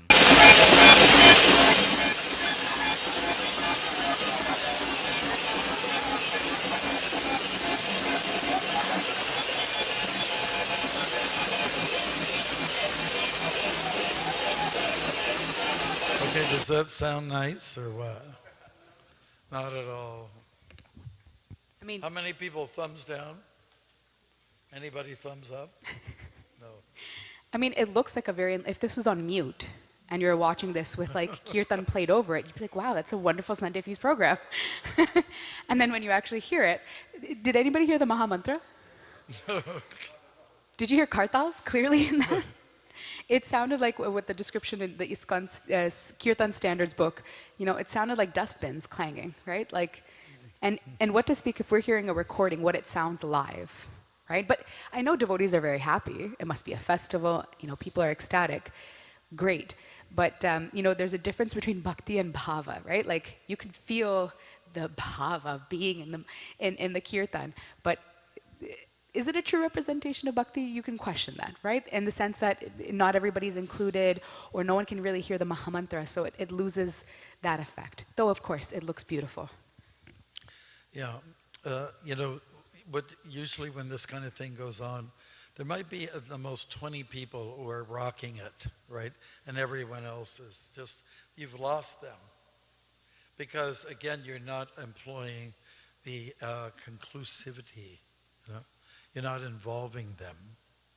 The leader's not looking to see, is everybody really, you know, the leader has to really look like a fan, like radar. and just see what's going on there in your kirtan. Okay? And correct it if you're making some mistakes. I was going to say that really helps, especially those who lead kirtan, to really start making a note of how everybody. When I've had the opportunity to lead, I usually look for the dancers. If the dancers are happy, it's a good sign. What usually happens if you're kind of here in the center and you look directly behind you, everybody is super serious, very serious. And so you'll see some kirtan leaders, and many famous ones too, who will drop instruments and get everybody clapping. You'll see Marge also do that many times, because it's the easiest way to get people, back into it. And then you'll see, it's so fun to watch, because you'll see people go, oh yeah, actually I was in front of the deities. I'm in part of something. I should be, more involved. And then you start to see the smiles creeping up, and it brings back, and then you can bring back the instruments into it again and continue on. But I find that that's very helpful as well, is to just get people clapping. There's a question, Abhinav? Just wait, sorry. There's a fine line between loudness and energy. Because I've noticed in the Sunday feast, there is a lot of energy that's kind of infectious. But again, it can cross that boundary of loudness. And I think that, again, going back to the whole title of this presentation, we've changed it from kirtan standards to conscious kirtan. So if we're conscious, you're right, we can rein in that energy and that enthusiasm to make sure that it remains a happy, positive, enthusiastic environment, but doesn't go into that line of, almost passion, right? We talk about the modes of goodness, passion, and ignorance. I heard someone ask this question before. Sometimes you may have heard of these types of stories in the past. Mridanga players will continue to play so much that their hands start to actually bleed. And some mridanga players will think of it as a sign of, I've reached, again, if you're a mridanga player, you'll have lots of calluses on your hands. And it's like a war sign, right? Like, you get your war scars. And it's something to be proud of. But then you can ask the question, if I'm playing mridanga to the point where I'm bleeding, is that in the mode of goodness or the mode of passion, right? And I would... How about ignorance? Or ignorance, absolutely. Blood means ignorance usually. So again, enthusiasm is there, but is it going into that realm of it, okay, I'm going to do it until I'm bleeding? And again, it's a gruesome example, but it helps to exemplify that where you want to be, and we obviously want to be in the mode of goodness and in our way to serve without it going into passion and ignorance. We're going to suggest one way to control that from it coming too loud, for instance, or too muddled or noisy, is the leader. If the leader's really good and does his or her job, they say, tone down here, not too much. Too many whompers, I only need one, soften up. During the kirtan, you have to sometimes tell people, mind you, it's good to practice together. That's the other thing. All right.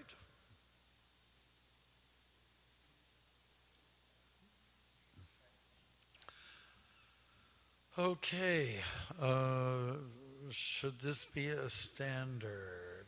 Okay, so we got a little chart here, kirtan. So I guess our dear Anita Priya Mataji, who used to live here in Toronto, she is the mastermind behind this beautiful presentation and has come up with great visuals here.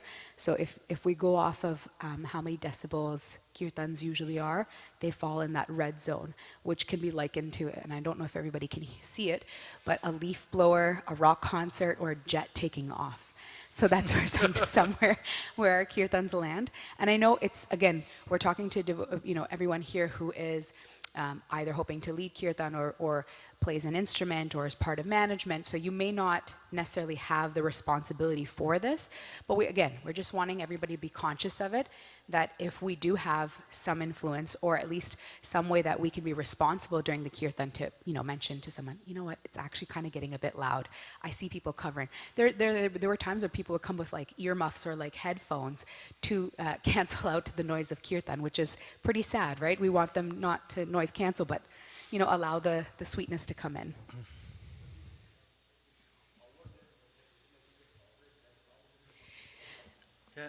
Can you repeat the...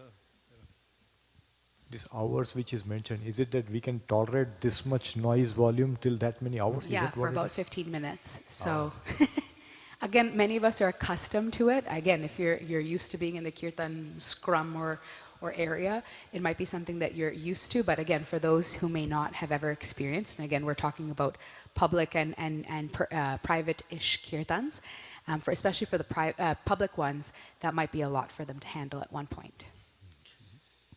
We're going to move on to the responders, and we're almost at 12 o'clock. Marge, would you like to stop here, or would you like to continue on? I think we can just continue cover with a little bit more. responders. Singing, dancing, clapping. You're part of the ensemble, both for your own advancement and to nicely attract others. To be successful, humility, cooperation, and self-awareness are required. Okay, so there's a quote from the Nectar of Devotion, that if you clap your hands, the lines on your hands will change, your future will change. So it is a beautiful instrument. Let's just go see if you can follow this.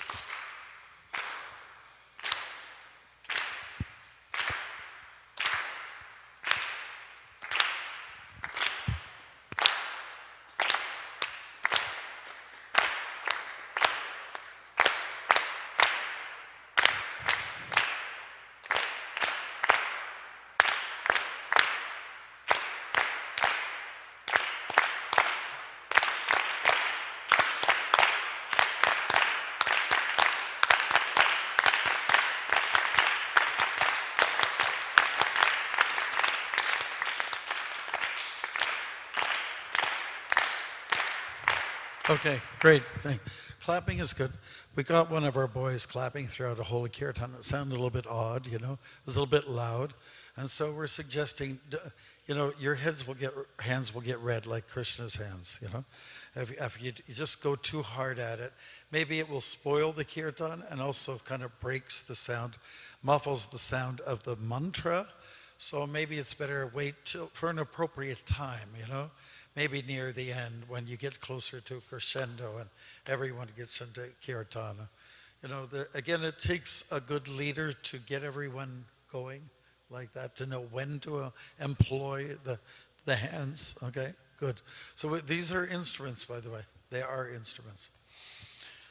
Oh, anyone can chant Hare Krishna. There's no need for instruments, although Chaitanya Mahaprabhu introduced the mridanga, drum, and kartal cymbals. Otherwise, clapping in itself is sufficient. Okay, teachings of Lord Chaitanya.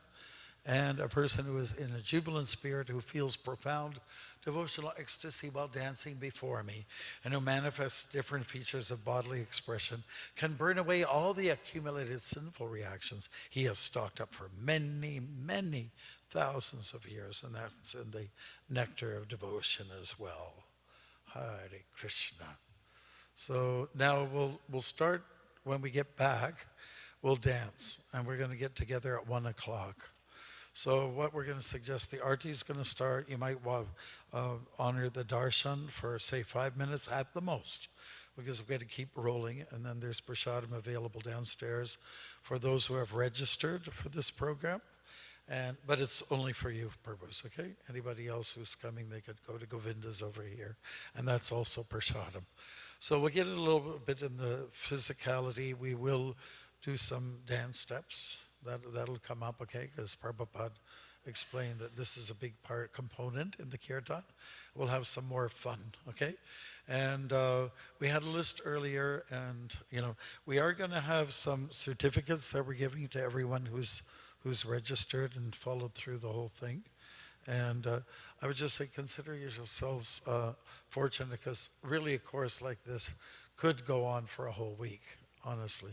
We're doing it in 4 hours, okay? And if you want to lead kirtan, at least you have to have taken this course, okay? Others have done in the past. What else can we say on this? Yeah, you can talk, try to stick to the topic, okay? Even over lunch, you can talk about your experiences. If we have time, we will, divide you up into maybe 2 groups or 3, 4 groups, and you can demonstrate a good kirtan and a bad kirtan, like breaking all the rules. And I did this in the Ukraine. We had different groups, and it was kind of fun to do that. Remember, you were the holy roller. The holy roller. Before I got initiated, my name was the holy roller, and we did a presentation where we someone was leading Kirtan and she was being like a rock star and a complete diva. And Marge asked me to just, in the middle of the Kirtan, just drop and start rolling across the floor. If you've ever been in the Dham, there are times where people will, out of ecstasy, will just start rolling on the floor in Vrindavan dust. And so this is when Govinda's was before when it wasn't Govinda's. And so Marge said, just randomly do it. And I was like, okay, I've never seen it myself. So I just started, I just, Jay, and then just fell on the ground and just started rolling across the floor. Just had a lot of fun with it. So if we just move along, and stick to this schedule, at 1 o'clock we return. Those who do Gayatri can do Gayatri at that time. Take Prashadam, take a 5-minute, snap if you want, any of those things. Okay, great. And we'll have a little huddle before you go. Anybody, will the ushers, Prabhu, can you just usher people downstairs? I think some of them know, some of them may not know. How many people are part of the Toronto community? Toronto. Okay, do we have anybody here from, say, Scarborough or Brampton, or are you from, okay. Mississauga. Okay, that's good. I'm glad some of you came. All right, good. And so I think we should make our way over there. Let's thank the presenters. You don't have to thank me.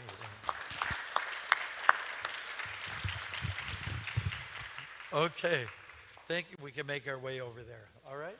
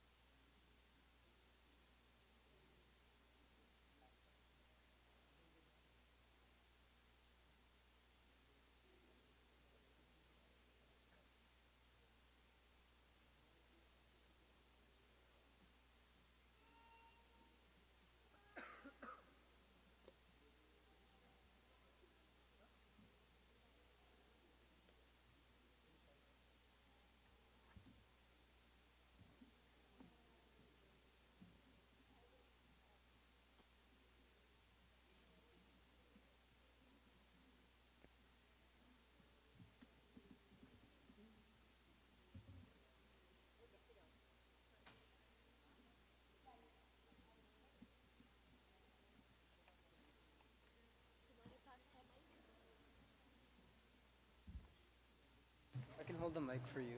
Hell no. No, dude, that's so. No. Why not? No, I don't have. All the stands. So now play harmonium. Bro, we have 2 minutes. And it's close.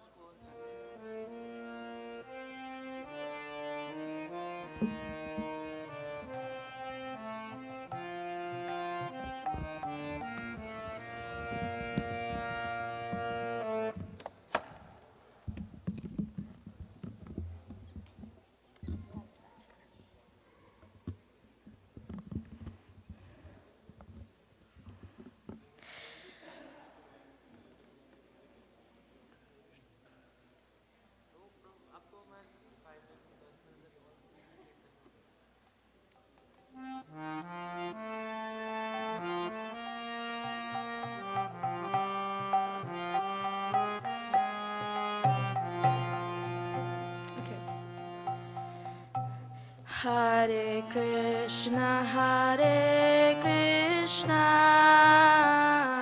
Krishna Krishna, Hare Hare, Hare Rama, Rama Rama, Hare Hare.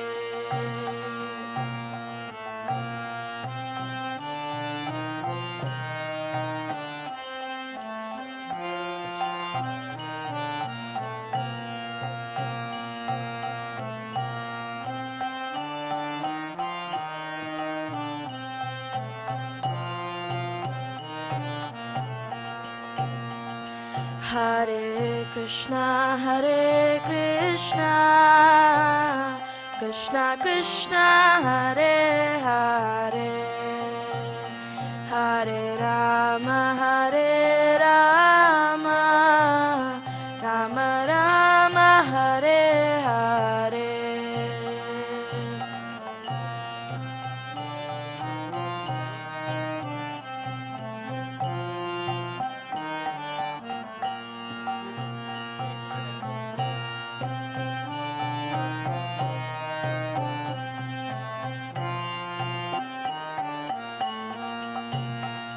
Hare Krishna, Krishna Krishna, Hare Hare, Hare Rama, Rama Rama, Hare Hare.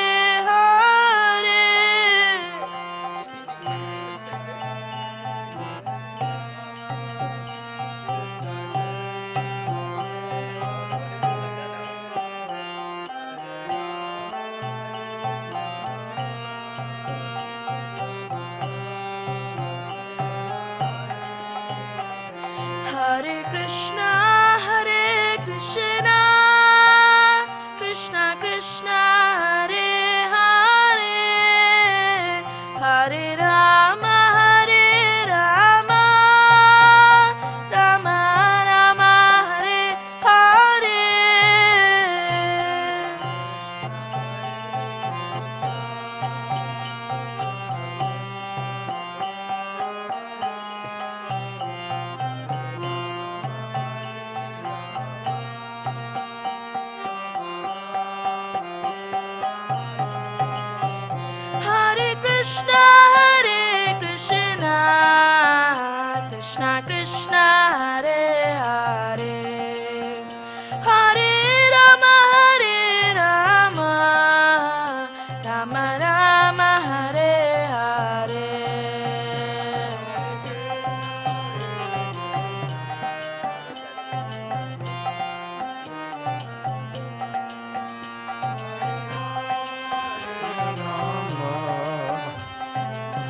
Rama Hare Hare.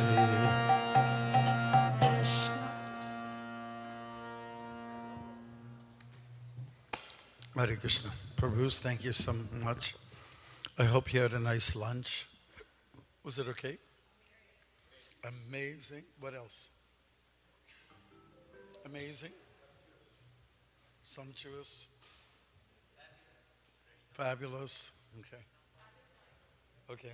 Do I hear the word fantastic? Okay. Welcome to our part 2 of the program. We're going to get into an exciting part of our presentation. I guess we can just continue. All right. We're just waiting. If, whenever we do these presentations, there's always going to be technical issues. Now I need someone to open up their laptop. So we're just waiting for Sarthik Prabhu to come back to, we might have a password already. I hope we're doing okay. Part 1 was all right. Any questions Okay. or thoughts or comments? We covered a lot of material. I would say that the first half tends to be a bit more theoretical or more philosophical in the sense that we're presenting a lot of verses from Srila Prabhupada, quotes from Srila Prabhupada. But as you can see, as Marge mentioned, we ask anybody who wants to lead Kirtan in the temple, whether it's for a program, a Sunday feast program, or for even during our morning program, that they've completed this course. And I hope that it's coming across that there's a lot of thought put into it, that if we just had anybody who had a good voice take the microphone and sing, it's one thing that, again, they might have some musical talent and may be able to sing a great bhajan or whatnot, but there is a lot of thought and process that Srila Prabhupada gave us in his standards and his instructions as to how it should be presented. Since this is, Srila Prabhupada said early on in the presentation, this is even more important than any other service that we do, the service that we do to the sound incarnation. So if there's all this thought process done, you might have some people come up to you, again, members of the Bhakti Academy, or if you're leading Kirtan one day and someone comes up, can I sing something? I hope this helps to kind of give some basis as to why we don't let everybody on the microphone or anybody on the microphone just like that, because again, we want to make sure that those standards are kept. And it's very easy to deviate because bhakti is not just for ISKCON, bhakti is for everybody, and everybody also has their own way of seeing and understanding bhakti. So there are many other sampradayas, which are also very legitimate in their own way, but we are very much followers of Srila Prabhupada when we're in this temple, and obviously outside of this temple too, and so that's why we are putting such an importance on what Srila Prabhupada gave us. And so it is not to exclude anybody who may have musical talent or want to share their bhakti in the form of singing for the deities. But at the same time, we're making it very clear that here in ISKCON Toronto, we do expect you to have passed this course, and there's no test. But to have gone through it and to have, thought it through, discussed it with your fellow devotees. I saw many people downstairs having prasadam, and they were talking about what we talked about today. So I'm glad that it's stirring some conversations and thought process. And as always, we encourage everyone to continue asking questions. Hare Krishna. Jai, Hare Krishna. Dancing is very good. The more you dance, the more you become light. Means the burden of material contamination becomes reduced. Dancing is so nice. Would you agree? Yes? Even if you don't feel ecstasy, if you dance by force, that will also help. And that's from Srila Prabhupada, 1973, from lecture, Nectar of Devotion. So people are dancing, but there's still, I don't know how to manage that one. Dancing in circles, this is one thing you can do. This is fun.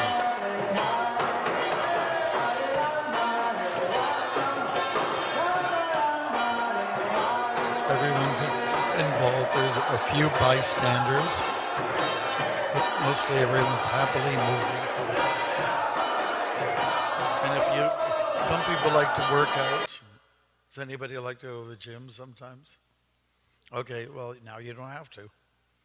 You just dance up a storm, okay? You do other services, okay? Prabhupada's mood, okay? Dancing. This is all the youth were really attracted to, and he was really something of a Pied Piper. You can see here how much everybody is participating.